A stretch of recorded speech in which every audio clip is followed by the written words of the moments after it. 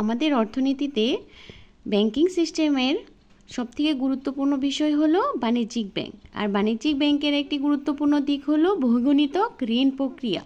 বাণিজ্যিক ব্যাংকের বহুগুণিতক ঋণ সৃষ্টির প্রক্রিয়াটা কি? বহুগুণিতক ঋণ আমরা জানি বাণিজ্যিক ব্যাংক কোনো বিহিত মুদ্রা ছাপাতে পারে না। আমরা জানি বাণিজ্যিক ব্যাংক কোনো বিহিত মুদ্রা বলতে কি বোঝায়? বিহিত মুদ্রা হচ্ছে কাগজি নোট, ধাতব নোট, এগুলো বাণিজ্যিক ব্যাংক ছাপাতে পারে না। তবে বাণিজ্যিক ব্যাংক কী করতে পারে? বাণিজ্যিক ব্যাংক ঋণদান প্রক্রিয়ার মাধ্যমে নগদ আমানতের বহুগুণ আমানত সৃষ্টি করতে পারে। বাণিজ্যিক ব্যাংক কী করতে পারে? ঋণদান প্রক্রিয়ার মাধ্যমে, ঋণ প্রদানের মাধ্যমে যে আমানতটা আছে সেটা আবার বহুগুণ আমানত সৃষ্টি করতে পারে।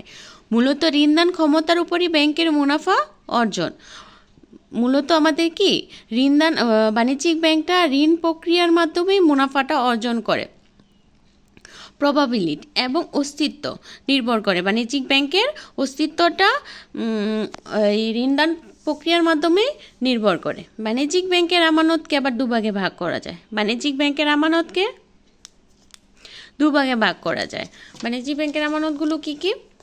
দেখো, প্রকৃত আমানত, অ্যাকচুয়াল ডিপোজিট, প্রকৃত আমানত, আর আরেকটা হচ্ছে সৃষ্ট আমানত, ক্রেডিট ডিপোজিট। অ্যাকচুয়াল ডিপোজিট ও ক্রেডিট ডিপোজিটের মধ্যে ডিপোজিটের বিষয়টা কি?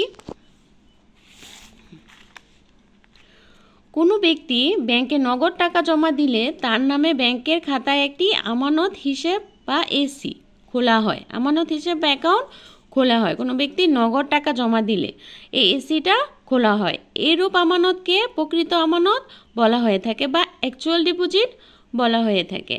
আবার ব্যাংক কী করে? ব্যাংক ঋণ কোনো ব্যক্তিকে বা প্রতিষ্ঠানকে ঋণ দেয়। আবার ব্যাংক ঋণটা আবার কি করে? কোনো ব্যক্তি বা প্রতিষ্ঠানকে ঋণ দেয়। তখন ঋণগ্রহীতার নামে কি করে? ব্যাংকের খাতায় একটি আমানত হিসাব খুলতে বলা হয়।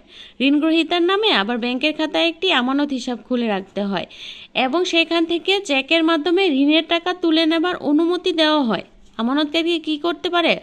সেখান থেকে চেকের মাধ্যমে ঋণের টাকাগুলি উঠাতে বা তুলে নিতে দেওয়ার অনুমতিটা দেওয়া হয়। এইরূপ আমানতকে আবার সৃষ্ট আমানত বা ক্রিয়েটেড ডিপোজিট বলা হয়ে থাকে। অ্যাকচুয়াল ডিপোজিট ও ক্রিয়েটেড ডিপোজিটের হচ্ছে আমাদের বাণিজ্যিক ব্যাংকের মূল বিষয়।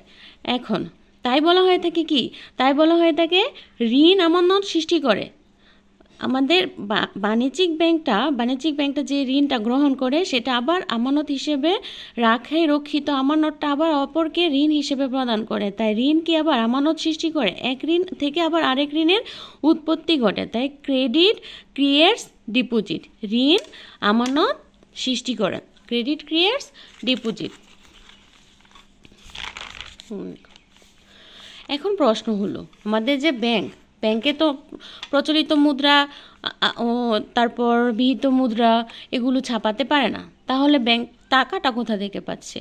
এখন আমাদের প্রশ্ন হলো, ব্যাংক কোথা থেকে ঋণ দেয় বা আমানতটা গ্রহণ করে কোত্থেকে বা নগদ অর্থটা ব্যাংক পাচ্ছে কোথায়? আমরা জানি ব্যাংকের তহবিলে যে অর্থ থাকে, তার প্রায় সবটাই আমানতকারীদের আমানত।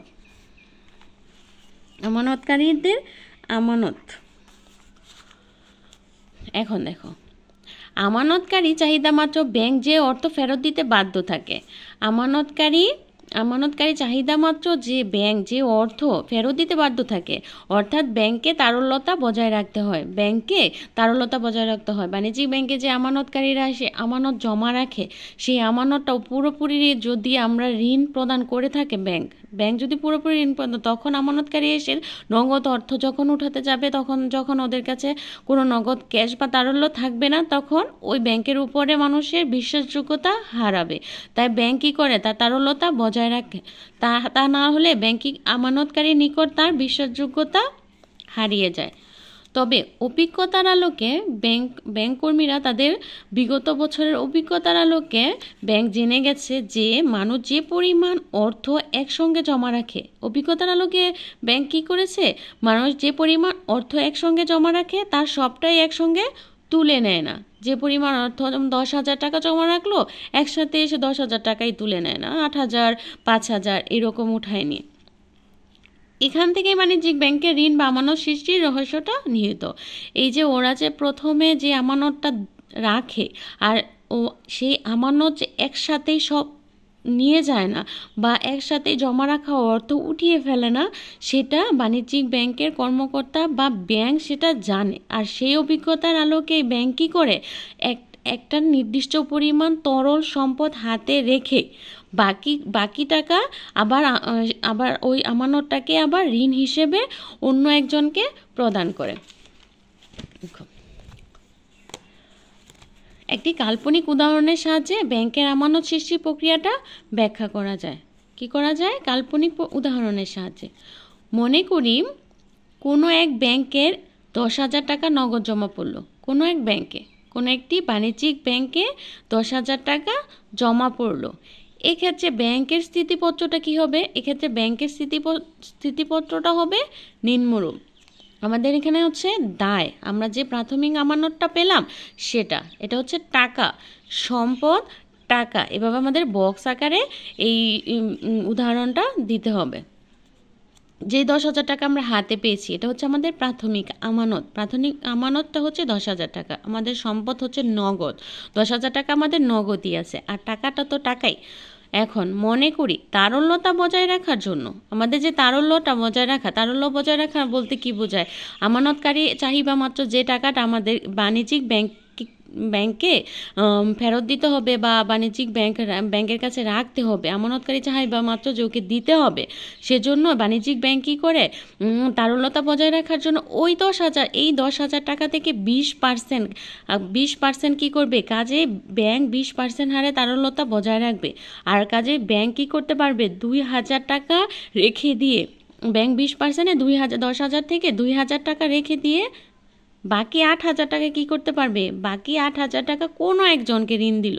তো বাকি 8,000 টাকাটা কোনো একজনকে ঋণ দিল। এখন দেখো বুঝো, প্রাথমিক আমানতটা ছিল আমাদের 10,000 টাকা, এখন আমাদের নগদ হচ্ছে এইটা। এই নগদ অর্থ থেকে তারল্যতাটা তো অবশ্যই বুঝেও, তারল্যতাটার জন্য আমাদের 2,000 টাকা হাতে রেখে 20% রিজার্ভ রাখছে। তার মানে 2,000 টাকা হাতে রেখে বাকি 8,000 টাকা কোনো একজনকে ঋণ দিল। এই অবস্থায় ব্যাংকের স্থিতিপত্র কি হবে? ব্যাংকের স্থিতিপত্রটা দেখো আবার, আমাদের যেখানে 10,000 টাকা থেকে আমরা 2,000 রেখেছি আর 8,000 টাকা বাণিজ্যিক ব্যাংক কি করেছে, ঋণ প্রদান করেছে।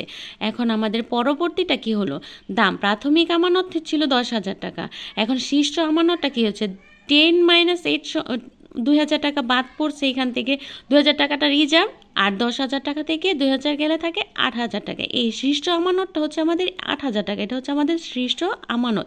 আর সম্পদ তো হাতে নগদ, অগ্রিম, এগুলো টাকা হচ্ছে আমাদের, টাকা কত আমাদের 10,000, আর অগ্রিম ছিল, শীর্ষ আমানতটা হচ্ছে 8,000। টোটাল হচ্ছে আমাদের 10,000 আর 8,000 হচ্ছে আমাদের 18,000 টাকা। এটা হচ্ছে আমাদের শীর্ষ আমানত, এইটা হচ্ছে আমাদের টোটাল টাকাটা, রেভিনিউটা 18,000 টাকা।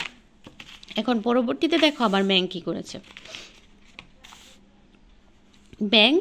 ব্যাংক আবার শীর্ষ আমানতের 20% রিজার্ভ রেখে, যেই আমানতটা আমাদের সৃষ্ট হয়েছে, এই 18,000 টাকা না, 18,000 টাকা আবার সৃষ্টি হয়েছে, সেই শীর্ষ আমানত থেকে ব্যাংক আবার কি করেছে, ব্যাংক আবার শীর্ষ আমানতের 20%